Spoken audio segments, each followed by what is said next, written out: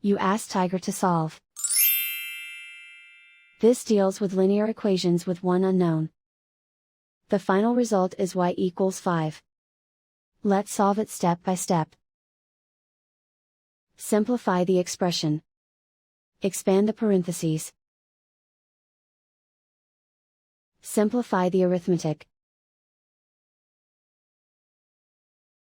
Group all constants on the right side of the equation. Add 56 to both sides. Simplify the arithmetic.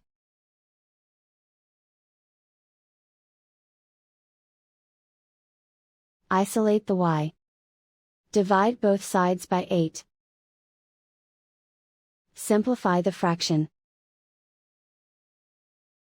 Find the greatest common factor of the numerator and denominator.